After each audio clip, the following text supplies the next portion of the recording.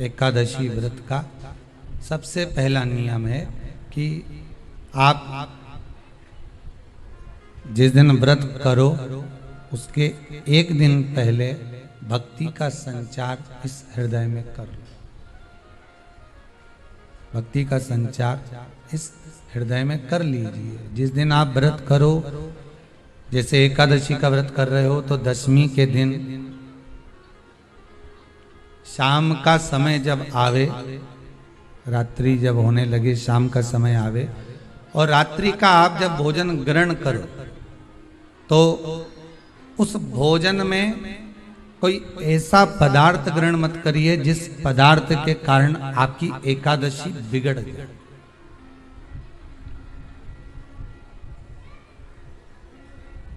कोई बेकार भोजन में ग्रहण नहीं करना,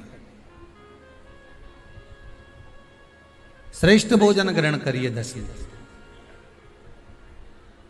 और एकादशी का दूसरा नियम बहुत ध्यान से सुनिएगा।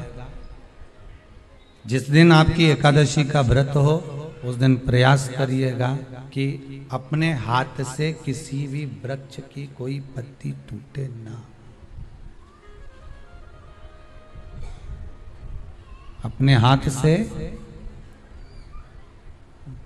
किसी भी वृक्ष की, पौधे की, किसी भी वृक्ष की पत्ती अपने हाथ से ना टूटे।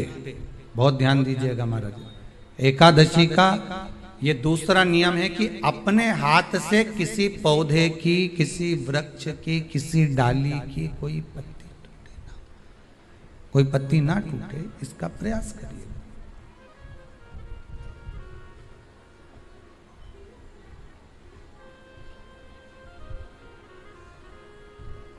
कितना सुंदर व्याख्यान कहा है, कितना सुंदर वर्णन है महाराज कि मात्र एकादशी का व्रत कर लेने पर, मात्र एकादशी का व्रत कर लेने पर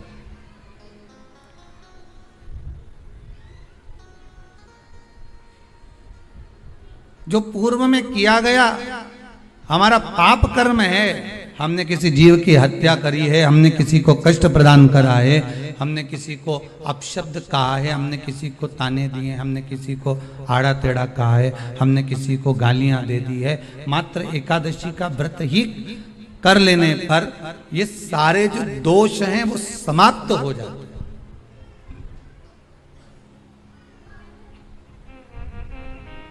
सारे दोष हमारे समाप्ति पर आ जाते हैं।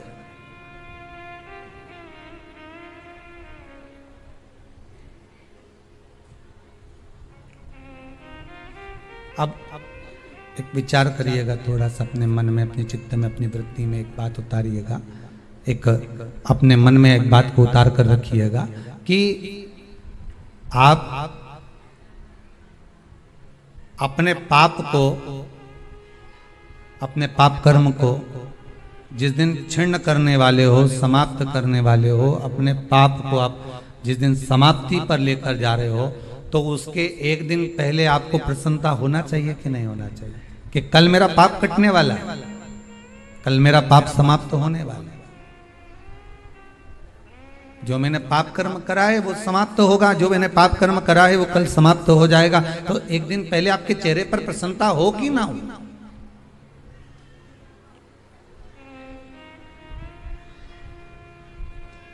और चेहरे पर वो प्रसन्नता आपके आना चाहिए कि कल मेरा एकादशी का व्रत है, आज दशमी है, कल एकादशी का व्रत है, तो कल मेरी जब एकादशी का व्रत रहेगा तो मेरा ना जाने कितना कितना पाप, कितना असत्य, कितना झूठ, कितना प्रपंच वो समाप्त हो जाएगा। इसमें मुझे प्रसन्नता हो, इसमें मुझे आनंदता हो।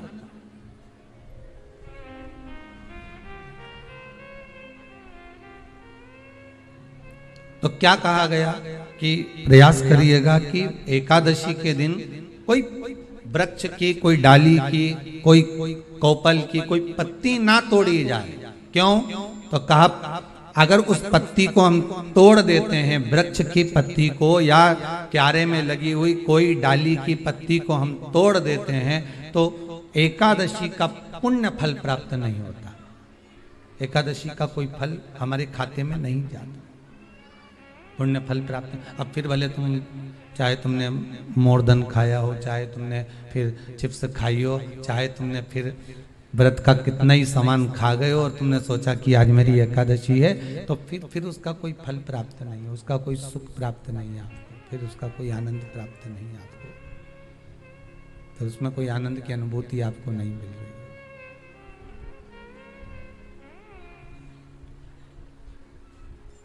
फिर उसमें कोई फल की प्राप्ति आपको नहीं हो रही। आस्था चैनल के माध्यम से जितने भी एकादशी करने वाले हैं और चतुर्थी का व्रत करने वाले हैं, बहुत ध्यान से आज की कथा सुनना कि एकादशी का आपसे आपके बच्चे पूछेंगे, मम्मी हम भगवान विष्णु का दर्शन करते हैं, हम राम जी का दर्शन करते हैं, हम कृष्ण भगवान का दर्शन करते हैं, हम भवानी माता का दर्शन करते हैं, हम शंकर जी का दर्शन करते हैं, हम सारे देवी देवताओं का दर्शन करते हैं, पर ये एकादशी माता तो कभी नजर ही नहीं आती। पूछेंगे कि नहीं पूछेंगे कि तुम जिस एकादशी का व्रत करते हो, इनका जन्म कहां से हुआ, कहां जन्मी थी?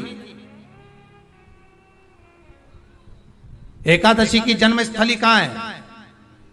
भाई भगवान कृष्ण की जन्मस्थली तो मथुरा है, श्री राम जी महाराज की जन्मस्थली बोल दो जम के अयोध्या है।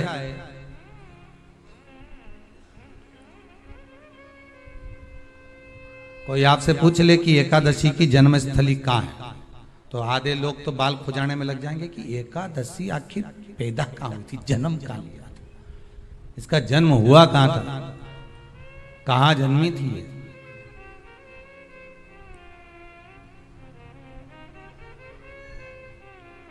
इसका जन्म स्थल है कहां?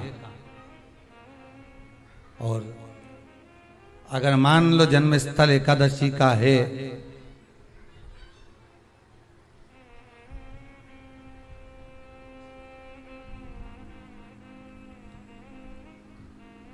और एकादशी अगर जन्मी है, उसका जन्म हुआ है और दुनिया के लोग इतना व्रत करते हैं, उपवास करते हैं, तो फिर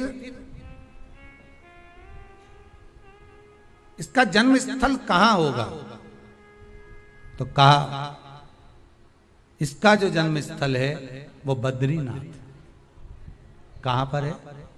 बद्रीनाथ। और उस बद्री विशाल में भी एक गुफा जिसका नाम है हेमवती। क्या नाम है? हेमवती। उस गुफा में एकादशी का जन्म स्थल है। बद्री विशाल में हेमवती गुफा, जो 12 योजन अंदर प्रवेश करने जितनी, 12 योजन की गुफा के अंदर, हेमवती के अंदर एकादशी का प्रकट हुआ था, एकादशी का जन्म हुआ था।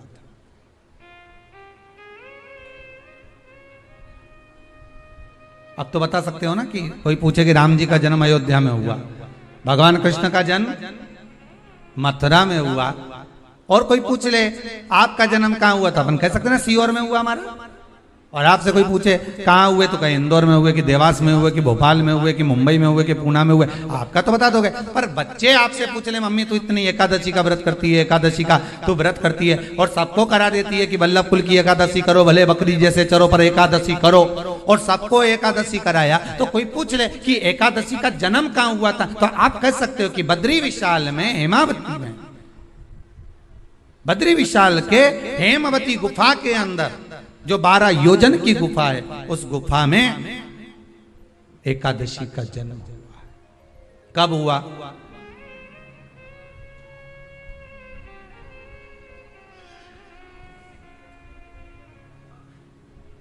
जन्म होने का कारण, राम जी के जन्म होने का कारण था रावण का संहार। भगवान कृष्ण के जन्म होने का कारण था कंस का संहार। नरसिंह भगवान के जन्म होने का कारण, प्रकट होने का कारण था हिरण्यकशिपु का संहार। वराह भगवान के प्रकट होने का कारण था कि पृथ्वी को जल पर लाकर ठहराना, हिरण्याक्ष का संहार।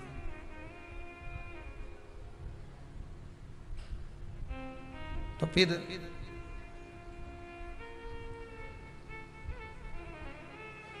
इसके जन्म का कारण क्या है? तो कहा इसके जन्म का केवल एक कारण है। सतयुग में, अब एक और बात का बहुत ध्यान दीजिएगा महाराज, सतयुग एक बार नहीं हुआ कि तुम सोचो कि सतयुग के बाद में द्वापर त्रेता आ गया, त्रेता के बाद द्वापर आ गया, द्वापर के बाद कलयुग आ। एक सतयुग नहीं है, एक त्रेता नहीं है, एक द्वापर नहीं है, ना जाने कितने कितने सतयुग निकल गए, ना जाने कितने कितने द्वापर त्रेता कलयुग, ना जाने कितने निकल गए।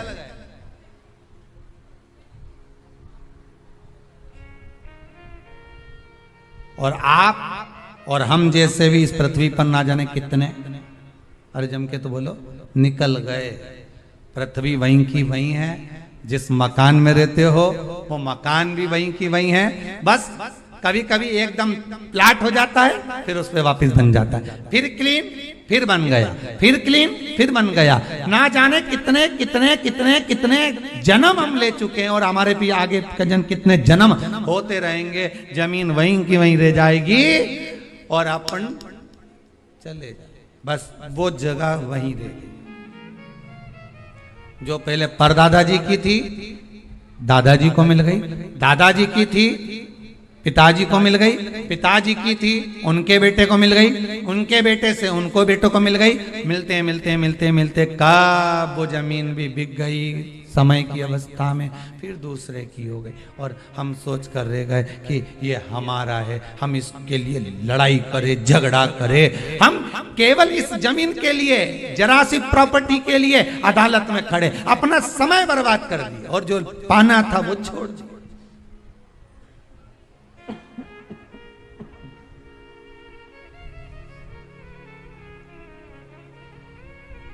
जो पाना था वो छोड़ दिया।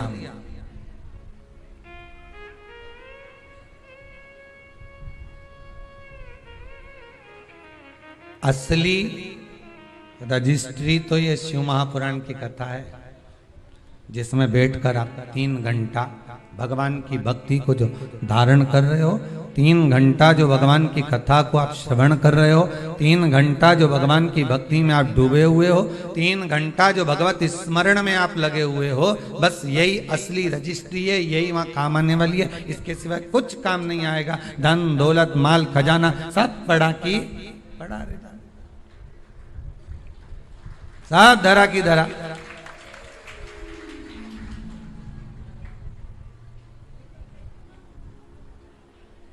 रह गए। वो एक लाइन आप लोग स्मरण करते होंगे, सज धज के जिस दिन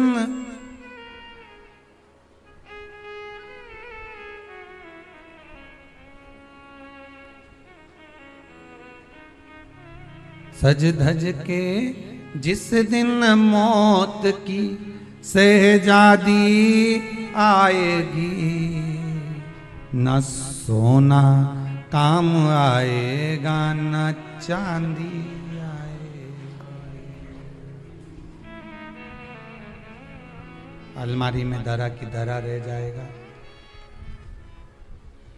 लॉकर में पड़ा की पड़ा रह जाएगा। लॉकर में पड़ा की पड़ा है, अलमारी में धरा की धरा है। कपड़े भी सारे घड़ी बने की बने रहते, कपड़े भी धरे की धरे रह गए, और सब पड़ा रह गया। कि छोटा सा तू कितने बड़े अरमान हैं तेरे, मट्टी का तू सोने जैसे मान है तेरे। मट्टी की काया एक दिन मट्टी मिल जाएगी, न सोना काम आएगा न चांदी आएगी, न सोना काम आएगा न चांदी आएगी। सज धज के जिस दिन मौत की सहजादी आएगी, ना सोना काम आएगा ना चांदी आएगी, ना सोना काम आएगा ना चांदी आएगी। सब पड़ा रह जाएगा, धरा की धरा रह जाएगा, सब पड़ा की पड़ा रह गया, जीव चला गया। झगड़ा करा, लड़ाई करी, विवाद करा, खूब झगड़े पर मिला क्या? इतनी सी जमीन है, इतनी।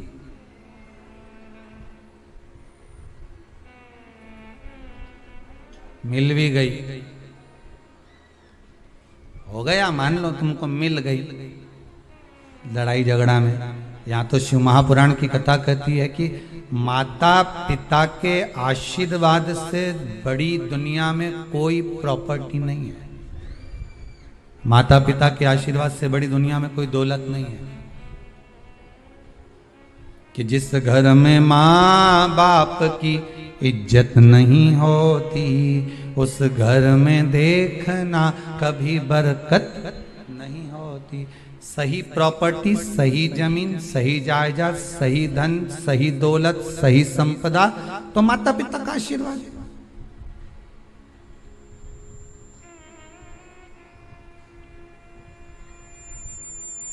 सही दौलत तो वही है, सही जायदाद तो वही है। अब प्रयास करना एकादशी के दिन कोई पत्ती ना टूटे। अगर आपको तुलसी के दल की भी जरूरत है तो आप दूसरे से कह सकते हो कि मुझे तुलसी का दल ला दे।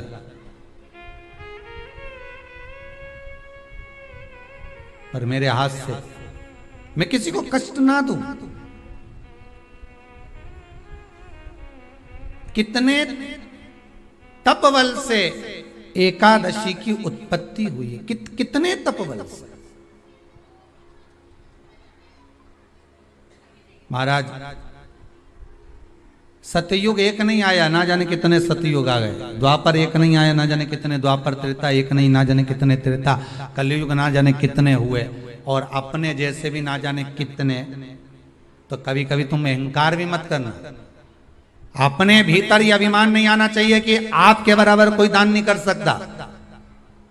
किसी के भीतर यह अहंकार ना आए कि हमारे बराबर कोई ये नहीं कर सकता, हमारे बराबर ये कोई बोल नहीं सकता, हमारे बराबर ये कोई होड़ नहीं कर सकता। नहीं नहीं, अहंकार को छोड़ दो।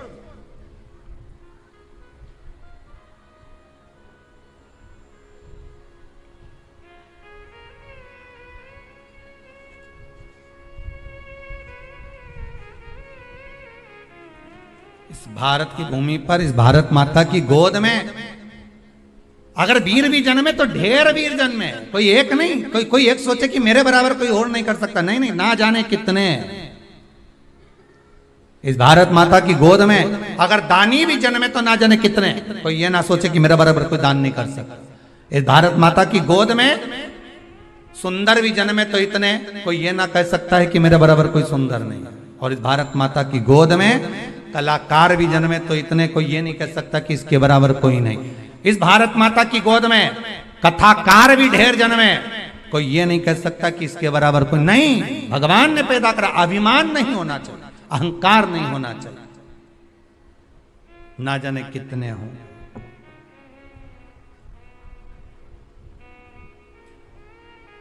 ना जाने कितने।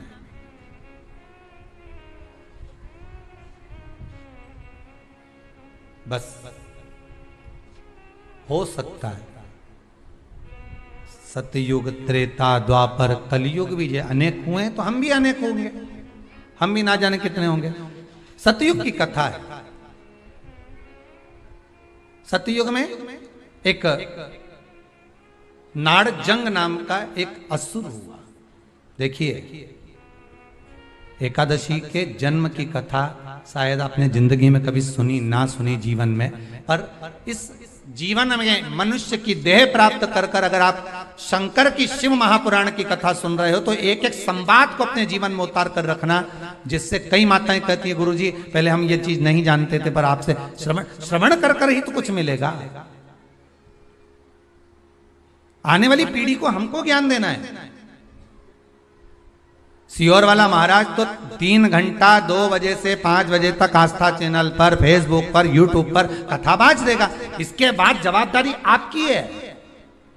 कथा सुनने के बाद जवाबदारी आपकी है कि आप ये बच्चों को शाम को भोजन कराते समय, आप रात्रि को अपनी बहन से बात करते समय, आप रात्रि को अपने रिश्तेदारों से बात करते समय उनसे भी प्रश्न कर सकते हो। क्यों आज तूने कथा सुनी थी? आज अपने एकादशी के जन्म की कथा सुनी कि एकादशी कब पैदा हुई, एकादशी का जन्म कब हुआ, कौन सी जगह पर जन्मी थी। अपने को मालूम था कि राम जी कहां जन्मे, अपने को मालूम था भगवान कृष्ण कहां जन्मे, अपने को मालूम था नरसिंह भगवान कहां जन्मे, पर अपने को एकादशी का जन्म कहां हुआ यह नहीं मालूम था।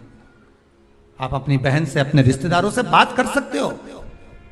3 घंटे की कथा तो आप यहां श्रवण कर लेते हो आस्था चैनल के माध्यम से, फेसबुक और यूट्यूब के माध्यम से। इसके बाद की जवाबदारी आपकी है कि इस कथा का प्रसाद आप किस किस को दे रहे हो।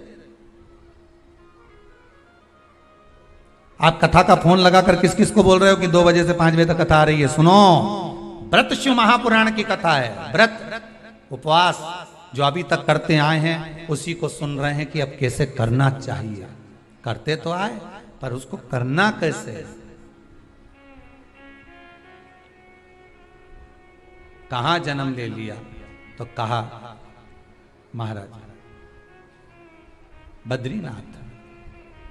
कब जन्मी एकादशी? एकादशी का जन्म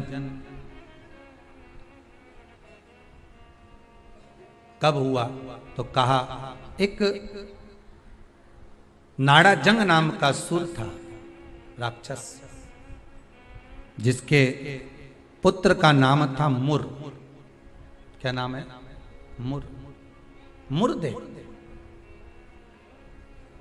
ये मुरदैत्य इतना विशाल काय था, इतना विशाल काय था, रहने वाला चंद्रावती नगर का था। कौन से नगर में रह रहा था? चंद्रावती नगर। बड़ा विशाल था।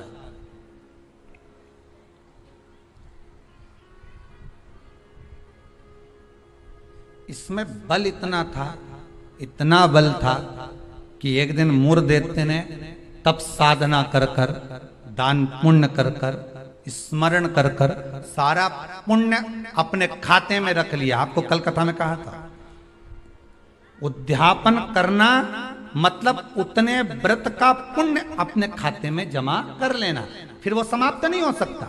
उस पर सील ठप्पा लग गया मतलब ये प्रॉपर्टी तुम्हारी हो गई। उद्यापन करना मतलब ये इतने व्रत तुम्हारे खाते में चले गए। अब ये व्रत तुम किसी को ना तो कहीं जा सकते हैं ना छिन्न हो सकते, क्योंकि इसका तुमने उद्यापन कर लिया। उस पर सील ठप्पा लग गया, उसकी रजिस्ट्री हो गई, वो आपका होगा।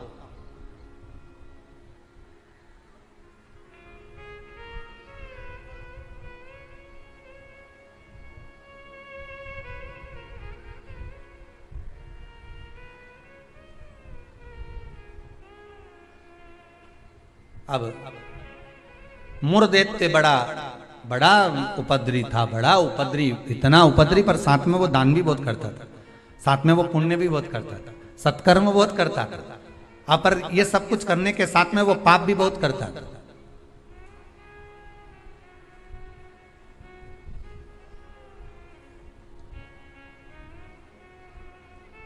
बहुत पाप करता था, पुण्य के साथ में पाप भी बहुत करता। होता है व्यक्ति पुण्य के साथ में पाप कर भी देता है। शंकर जी के मंदिर में लोटा भर के पानी चढ़ाने गया और मन में विचार कर कर गया, बताओ अपने आप को कैसी इत्र आ रही है। दूसरे को देख के अपन तुरंत उसी समय पे पाप कर दिया। बताओ अपने आप को कितनी इत्र आ रही। अरे अरे वो इतरारे इतरान दे, तू तो अपना शंकर जी के जल चढ़ाने, हरिओम बोलने, नमः शिवाय बोलने अपने घर जा। तेरे को क्या करना कि इतरारी ने कई कर रही वो करे करे करना। तुम तो शंकर जी भजो, शिव नाम जपो, शंकर का स्मरण करो और भगवान का भजन करके अपने घर जाओ बस। पर मुरदैत्य पुण्य भी करता था तो पाप बहुत करता था। इतना पाप कर्म था, इतना पाप कर्म था कि वो घबराए नहीं, बस पाप ही पाप में लिप्त हो जाए। समय आया एक बार ये मुरदैत्य पहुंच गया अमरावती। अमरपुर भगवान वैकुंठ अधिपति के उस भवन में जहां 33 कोटि देवता सदा विराजमान रहते हैं, ऐसे सुंदर आनंद में भगवान के धामों में पहुंच गया। और जिस इंद्र लोक में जाता तो इंद्र को पकड़कर जमीन पर फेंक दे। अब बहुत अच्छे से सुनिएगा महाराज, देवता ऊपर जब युद्ध करते थे और युद्ध के मैदान से नीचे गिरते थे तो मृत्यु लोक में नहीं आते थे। कहां नहीं आते थे? मृत्यु लोक में। पर मुर दैत्य इतना बलवान था कि देवताओं को जब पकड़कर फेंकता था तो किसी लोक में नहीं जाते थे, मृत्यु लोक में ही जाते। अब बल देखिए कितना प्रबल होगा। कोई लोक नहीं, ऊपर से फेंका तो डायरेक्ट नीचे।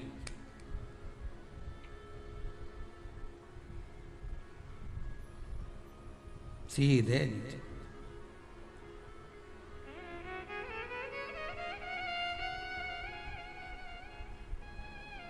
जितने लोग उतने देवता, और जितने लोग उतने देवता। अब इसने सोचा इतने सारे देवताओं को अलग अलग गिराने कब तक जाऊंगा, तो इसने क्या करा, आज चढ़ गया सारे लोकों पर और लोकों पे चढ़कर जो नृत्य करना प्रारंभ करा, जम जम के नाचना, तो सारे लोग हिलने लगे और जितने उसमें 33 कोटि देवता रह रहे थे सब मृत्यु लोक में गिर गए। अब सारे लोक में किसका राज्य हो गया? जम के बोलिए जरा। उस मुर दैत्य का। सारे लोग खाली, मुर दैत्य का राज्य। सारे देवता इकट्ठे होकर शंकर भगवान के पास में गए, क्योंकि मृत्यु लोक में आ गए तो मृत्यु लोक में कहां जाएंगे? आपको पहले भी कथा में कहा, मृत्यु लोक में जन्म हुआ है आपका। आप पृथ्वी पर जन्मे हो और मृत्यु लोक में जन्म लेने के बाद अगर आप मन में सोचो कि हम शंकर की आराधना क्यों कर रहे हैं, अरे मृत्यु लोक में जन्म लेने के बाद शंकर की आराधना ही मूल है, शिव की आराधना ही जरूरी है।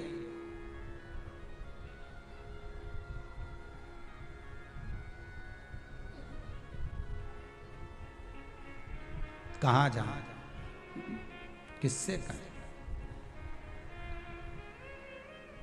वैकुंठ लोक के अधिपति भगवान विष्णु, ब्रह्मलोक के अधिपति भगवान ब्रह्मा, इंद्र लोक के अधिपति इंद्र, यमलोक के अधिपति यम, मृत्यु लोक के अधिपति महादेव है, भगवान शिव है। और अगर आप मृत्यु लोक में रह रहे हो तो आपके जीवन में अगर दुख है, तकलीफ है, कष्ट है, रोग है, बीमारी है, तकलीफ में हो तो शंकर की शरण में जाइए। सारे 33 कोटि देवताओं का चरित्र एकादशी के जन्म की कथा कर रही है, पद्म पुराण की कथा कर रही है, स्कंद पुराण की कथा कर रही है, शंकर की पावन कथा कर रही है कि देवता जब मृत्यु लोक में आ गए और मृत्यु लोक में आने के बाद उनको जब कष्ट हुआ, किसी देवता के पास नहीं गए, सबसे पहले शंकर जी के पास गए, क्योंकि जो करीब में होता है उसी को पुकारा जाता है। एक बहू पूना में रह रही है और एक बहू तुम्हारे साथ में रह रही है और तुम्हारा पेट दुखे या चक्कर आ रहे हैं तुमको, तो क्या पूना वाली को फोन लगा के बोलोगी बहुत चक्कर आ रहा है?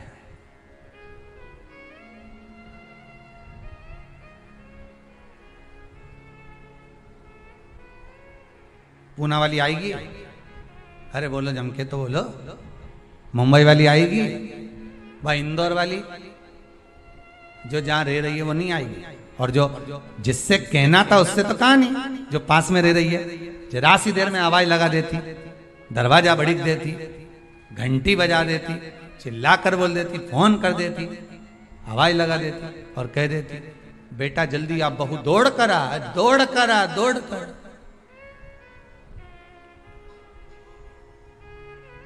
बोलो आती कि नहीं आती?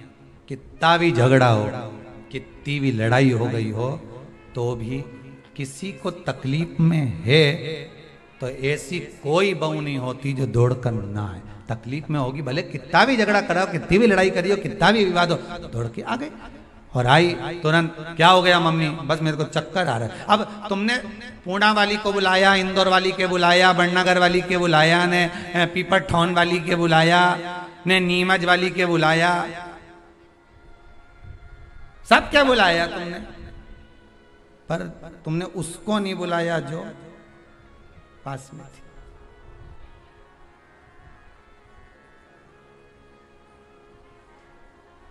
जो नजदीक में थी। मृत्यु लोक में जब देवता नीचे गिर गए तो इनके नजदीक में कौन थे? भगवान शंकर। जब शंकर भगवान नजदीक में थे तो सारे देवता शिव जी के पास दौड़ कर गए, भोलेनाथ जी के पास दौड़ कर जाकर हर हर महादेव, हर हर महादेव, हर हर महादेव। जैसे ही हर हर महादेव बोला, शंकर भगवान के नेत्र खुल गए। शिव जी ने पूछा कैसे आना हुआ ये तो बताओ। कहा महाराज जी ये वो मुर दैत्य ने हम सबको नीचे पटक दिया। अच्छा तो फिर क्या चाहते हो? बस उस मुर दैत्य का संहार कर दो। शंकर भगवान बोले मुर दैत्य का संहार मैं करूंगा?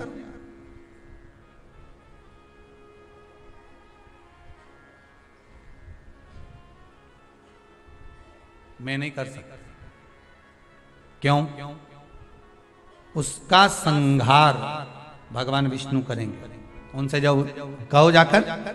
तो भगवान विष्णु तो हमारे, हम 33 कोटि देवता नीचे नजर आ रहे हैं पर भगवान विष्णु कहीं नजर नहीं आ रहे। हमको तो लग गया ऊपर से पटका होगा तो वो नीचे चले गए।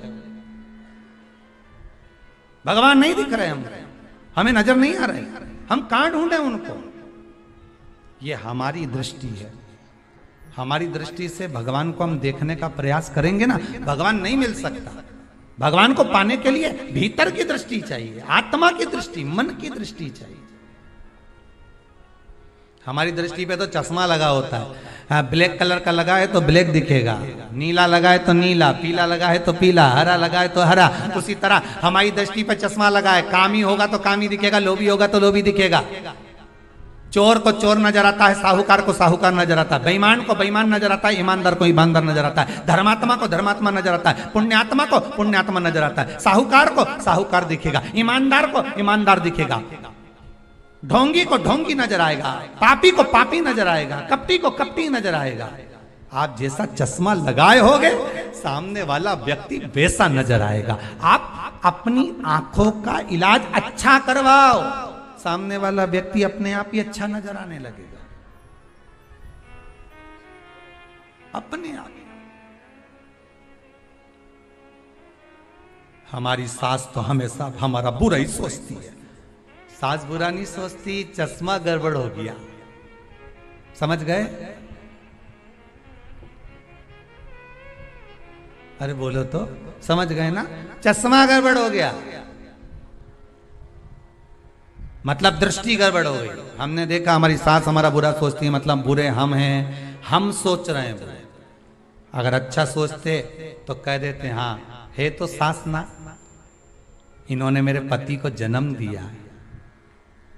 और मेरे पति को जन्म दिया, जब पति इतना प्रेम से मेरे से व्यवहार करे तो सास क्यों व्यवहार खराब करेगी? अरे बोलो तो, करेगी। जब पति तेरे लिए जेब में भर के गजक लाए,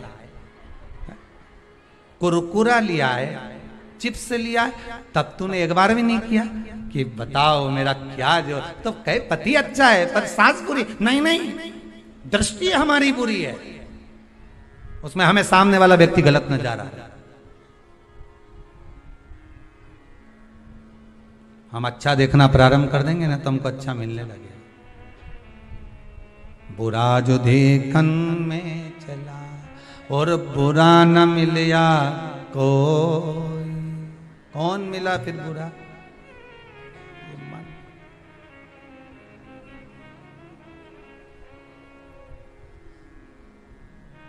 इस मन को बुरा कर। मैं नहीं मार सकता मुर्देत्य को, भगवान विष्णु मारेंगे। भगवान विष्णु कहाँ मिलेंगे? क्षीर सागर में शयन कर रहे हैं, जाइए। सारे देवता पहुंच गए क्षीर सागर। प्रभु कृपा करिए। भगवान विष्णु ने पूछा क्या हुआ? वो मुर्देत्य ने आक्रमण कर रखा है, सांप को उठा उठा के पटक दिया, एक भी नहीं बचा, सारे लोग खाली पड़े। अच्छा फिर मां कौन बैठा? तो क्या मुर्देत्य बैठा अकेला? आओ।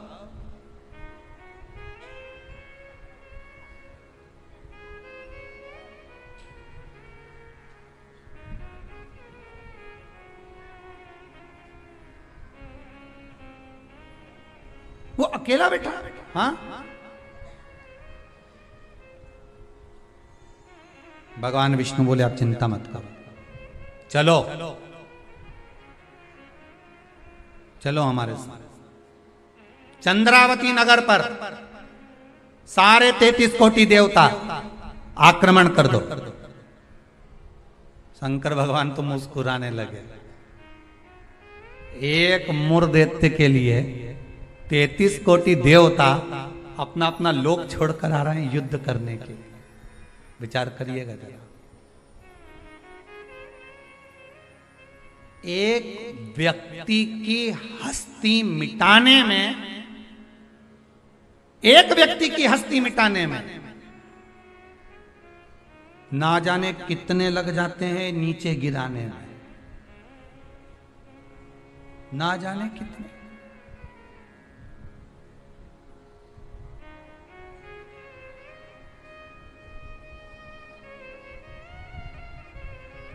जब व्यक्ति मर जाता है तो दुनिया के लोग रोते हैं, बेचारा मर गया। और जो मर गया उसको वापिस जिंदा कर दे भगवान तो फिर खो जाते हैं, फिर उठ गया, वापिस उठ गया। फिर ना जाने कितना मेहनत करेगा, कितना कमाएगा, ना जाने कितनी बिल्डिंग बना लेगा, ना जाने कितना धन जोड़ लेगा, खो गए। मरा तो रो गए। संसार का नियम है। एक व्यक्ति की मुर्देत्य की मात्र हस्ती को मिटाने के लिए सारे आ गए, पर 33 कोटि देवता 15 मिनट नहीं लगे मुर्देत्य को। 15 मिनट में मुर्देत्य ने सारे देवताओं को हिला दिया, भाग गए। सारे 33 कोटि देवता भाग गए। तब भगवान विष्णु अकेले युद्ध के मैदान में थे, अकेले युद्ध के मैदान। और अकेले भगवान विष्णु जब युद्ध के मैदान में युद्ध प्रारंभ करा, भगवान ने उठाया सुदर्शन चक्र और भगवान ने उठाकर सुदर्शन चक्र को फेंका। मुर्देत्य के जितने जितने असुर थे, जितने राक्षस थे, सबका संहार करने के लिए फेंका। फेंक तो दिया, सारे जितने असुर थे वो मर भी गए, पर मुर्देत्य इतना प्रबल था कि उसने एक फूंक मारी, सबको जीवित कर दिया। भगवान विष्णु आश्चर्य में पड़ गए, गजब गजब। ये एकादशी के जन्म की कथा।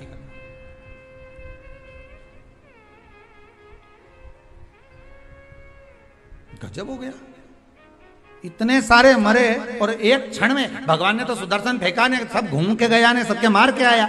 उनके तो 1 घंटा, आधा घंटा, 15 मिनट, 10 मिनट, 5 मिनट लगे होंगे। इसने तो एक फूंक मारी, जो यहां से चालू करा, हैप्पी बर्थडे टू यू, एक फूंक में सब निपटा दिया। ले, सब जाग गया, सब। जैसे वो 11 साल होए तो लोग 11 मोमबत्ती जला। हमारे यहाँ तो कहीं नियम नहीं है, हिंदू धर्म के शास्त्र के अनुसार ये नियम नहीं है कि मोमबत्ती को बुझाओ कि दिया बुझाओ। हमारे यहाँ तो जन्मदिन मनाओ तो दिया जलाओ। और पहले बात तो जन्मदिन मनाओ तो पहले सोच के मनाओ कि 14 साल के हो गए, मतलब भगवान के करीब जाते जा रहे हैं, करीब। 35 साल के हो गए, मतलब 36वें में लग गए, उसकी ओर करीब पहुंच गए। जैसे जैसे उम्र बढ़ती जा रही, तुम तो केक काट रहे हो, ऊपर तो नगाड़े बज रहे हैं, भेरू आने वाला है, ऊपर नगाड़े बज रहे हैं। 68 का हो गया, गांव के लोग जन्मदिन मना रहे, ऊपर कह रहे तैयारी कर लो रे, थोड़ा और बचा है, आने वाला है।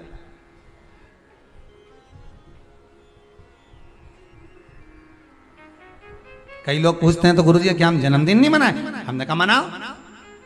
तो आप तो ऐसा बोलते हैं। हमने कहा जन्मदिन मनाना मतलब हम तो समझ जाते हैं कि ये जन्मदिन इसलिए मना रहे हो क्योंकि तुम्हें खुशी है भगवान के पास जाने की, इसलिए मना रहे हो कि अब हम भगवान के और करीब हो गए, हम और करीब हो गए, हम और करीब हो गए। अरे जन्मदिन आता जाए तो विचार करते जाओ कितने साल निकल गए।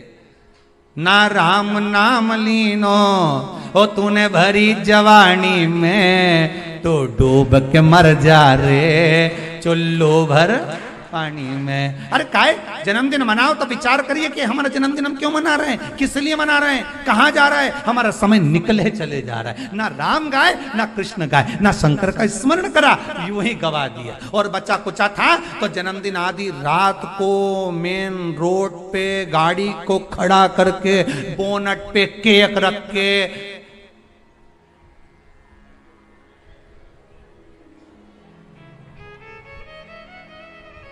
तो बेचारा इतना अच्छा व्यक्ति का जन्मदिन रोड पे मना रहे जैसे बेचारा अनाथ है रे, इसका कोई नहीं बापड़ेगा।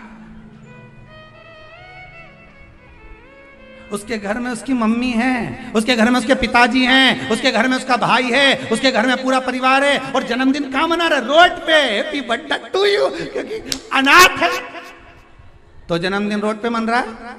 अगर अनाथ नहीं होता तो जन्मदिन उसके माता पिता को खड़े रखकर मनाते कि इस माता ने जन्म दिया है तेरे जैसे बेस्ट फ्रेंड को, इसको जन्म दिया है, इस माता ने मेरे दोस्तों को जन्म दिया।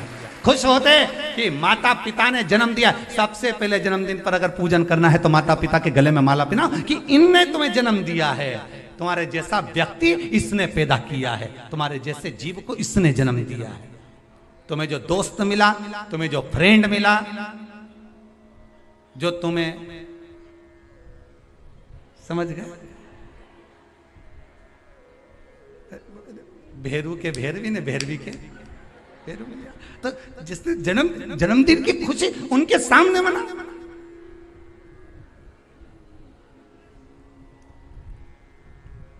चले गए रोड पे, गाड़ी खड़ी कर ली, केक काट लिया, आधी रात को बम फटाका फोड़ लिया, बस। क्या मतलब? वो अनाथ नहीं है, वो अनाथ नहीं है। उसके सिर पर उसके माता पिता का हाथ।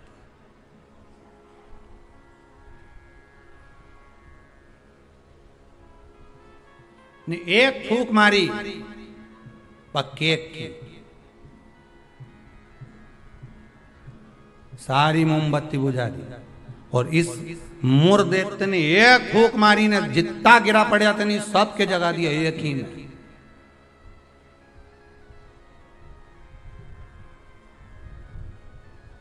मेरे को तो लगे वो कहीं कहीं का बाबा जोगी और नहीं हो, नहीं जिसके यहाँ झाड़ा लगवाने लोग जाए, एक फूंक मार दो उठी क्या तो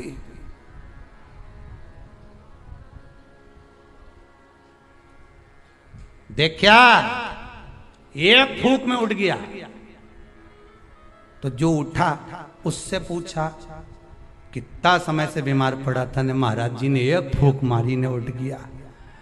वो बोला फूंक से उठा नहीं हूं, महाराज जी के मुंडा में ऐसी बदबू आई थी, एक बार ठीक किया, इसलिए भगाई, दूसरी मार देगा फूंक तो निपटी जाऊंगा तो मैं जाऊं। और के कह गया महाराज जी के कान में, कहीं पायरिया की कहीं बीमारी बीमारी तो नहीं है मुंडा में? फूंक में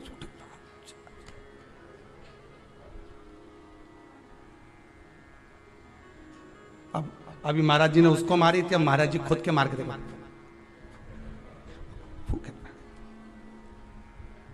मुर्देवते ने जो फूंक मारी ने सब पड़िया ने सब उठी गया एक साथ, सारा की सारा उठ के बैठ गया। अब तो भगवान भी सोचे क्या करें। भगवान ने सुदर्शन को वापस लिया, गदा का प्रहार करा, गदा युद्ध हजारों वर्ष तक चला मुर्देवते के साथ, 1000 वर्ष तक गदा युद्ध चला है भगवान विष्णु का। गदा युद्ध में जब भगवान विष्णु हार गए तब मल्लाह युद्ध प्रारंभ हुआ। कहते हैं हजारों वर्ष निकल गए, 10, 20, 25, 50,000 वर्ष केवल मल्लाह युद्ध में निकल गए भगवान विष्णु के, तो भी नहीं हारा। आखिरी में भगवान विष्णु की हापड़ी थोड़ी ऊंची, भगवान विष्णु को लगा कि ये हार नहीं रहा, भगवान विष्णु थक गए, क्योंकि ये मुर्देवते तो पत्थर जैसा था और मेरे नारायण कमल जैसे कोमल थे।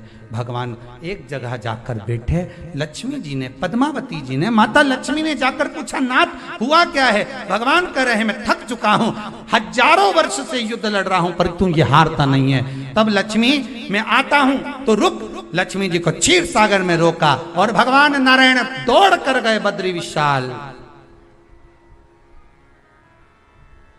हेमवती गुफा में प्रवेश कर गए, 12 योजन की उस गुफा में मेरे भगवान प्रवेश कर गए। जाकर मेरे नारायण सो गए, क्योंकि इतने थक चुके थे।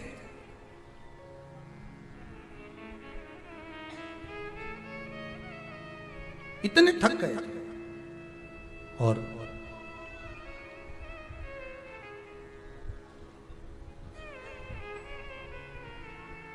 इतने थक गए भगवान, इतने थक गए, सो गए। मुर्देवते भगवान के पीछे पीछे दौड़ कर आए कि आखिर ये जा कहां रहे। ये जा कहाँ रहे? मूर्धेत्य ने विचार करा, आज भगवान भाग कर कहाँ जा रहे हैं मुझसे? केवल वो काल्यावन को देखकर भगवान युद्ध का मैदान छोड़कर नहीं भागे थे, यहाँ मूर्धेत्य को देखकर भी भगवान युद्ध का मैदान छोड़कर भागे थे। भगवान का नाम था रणछोड़ राय। कहाँ जा रहे हैं, किस जगह जा रहे? चले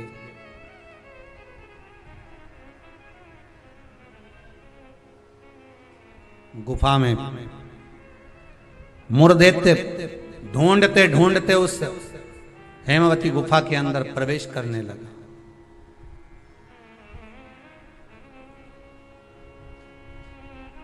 वहां पर हेमवती गुफा में जैसे ही प्रवेश करा, उस समय पर पाप पुरुष, कौन सा पुरुष है? पाप। व्यक्ति का जो पाप होता है, जब वो पुण्य वाली जगह पर जाता है, सत्कर्म वाली जगह पर जाता है, तो उसका जो पाप पुरुष है, उसका जो पाप है, वो उसके सामने आकर खड़ा हो जाता है। बहुत ध्यान देना। क्यों कहते हैं कि मंदिर जाओ, क्यों कहते हैं तीर्थ जाओ, क्यों कहते हैं सत्संग में जाओ, क्यों कहते हैं कथा स्मरण में बैठ जाओ, क्यों कहते हैं? हमारा जो पाप है वो हमसे, जैसे ही हम तीर्थ गए, जैसे ही हम भजन में गए, जैसे ही हम कथा में गए, जैसे हम कीर्तन में गए, जैसे हम स्मरण में गए, जैसे ही भगवान की भक्ति में हम पहुंचे, हमारा पाप जो हमारे सम्मुख में था, हमारे साथ में था, वो पाप हमसे दूर हो जाता है। और मूर्धेत्य के सामने वही पाप पुरुष आकर खड़ा हो गया। अंदर प्रवेश कर रहे थे मूर्धेत्य, पाप पुरुष ने रोक दिया। कहां जा रहे हो तुम? तुम्हें मालूम नहीं तुम कहां प्रवेश कर रहे हो? तुम्हें ज्ञात नहीं है क्या? ज्ञात है। मैं भगवान विष्णु को ढूंढने जा रहा हूं, उनके साथ मेरा युद्ध हो रहा है। अच्छा, मैं भगवान विष्णु को ढूंढने जा रहा हूं क्योंकि उनके साथ मेरा युद्ध हो रहा था। पाप पुरुष ने रोक दिया, अंदर नहीं जा सकते क्योंकि अंदर पुण्य है। आप रुको वहीं। रोक दिया। जब मूर्धेत्य ने पाप पुरुष को हटाया और अंदर प्रवेश करने लगा, 11 दिन तक, एकादशी दिन तक, 11 दिन तक पाप पुरुष और मूर्धेत्य दोनों की बात संवाद हुई है। पाप सामने है, मूर्धेत्य प्रवेश कर रहा है, बीच में पाप अड़ा पड़ा है। और वहीं बस उस 11 दिन में क्या हुआ कि 11 दिन में भगवान विष्णु के शरीर से एक स्त्री ने जन्म ले लिया। एक कन्या ने, एक स्त्री ने, एक नारी प्रकट हो गई। नारी प्रकट। मार्गशीर्ष मास कृष्ण पक्ष एकादशी के जन्मदिन की तारीख बता रहा है। जैसे भादो कृष्ण अष्टमी, किसका जन्म है? भगवान कृष्ण का। चैत्र की नवमी, बोलते जाओ, राम जी का। कोई आपसे पूछे कि एकादशी का जन्म कब हुआ था? मार्गशीर्ष मास की सुंदर कृष्ण पक्ष की एकादशी के दिन, जब 11वां दिन था भगवान को सोते हुए, तब भगवान के शरीर से एक कन्या ने, एक स्त्री ने जन्म लिया। 11वें दिन जन्मी, इसलिए भगवान आगे इसका नामकरण संस्कार करेंगे, उसका नाम एकादशी रखेंगे।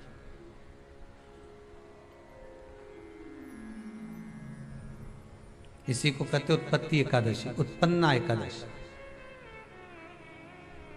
प्रकट। आप पुरुष ने देखा कि कोई कन्या आ रही, बड़ी सुंदर है, बड़ी सरल, बड़ी अच्छी दिख रही है। और पाप पुरुष ने देखा इतनी सुंदर कन्या, इतना सुंदर उसका स्वरूप।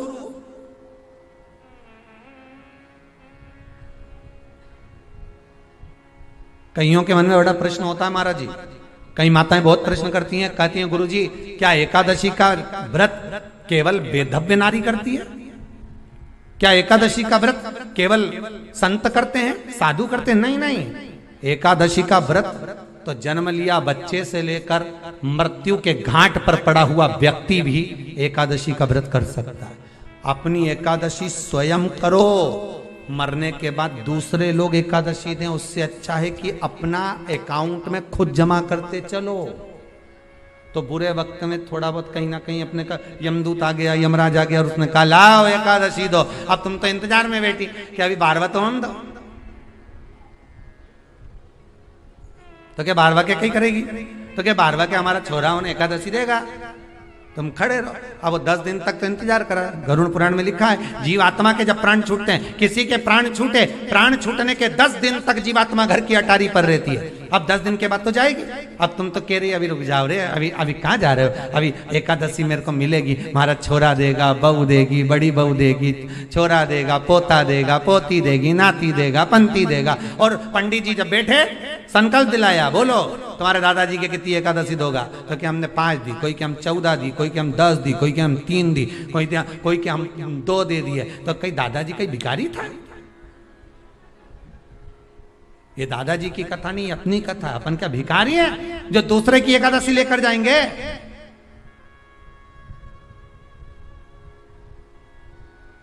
अपन अपनी एकादशी खुद करो, स्वयं एकादशी करो, फिर कहूंगा भले बकरी जैसे चरो, पर एकादशी स्वयं अपने लिए एकादशी करो।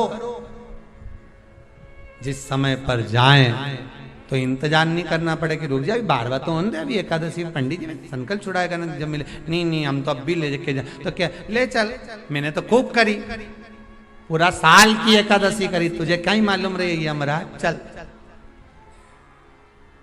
चल मुझे ले चल।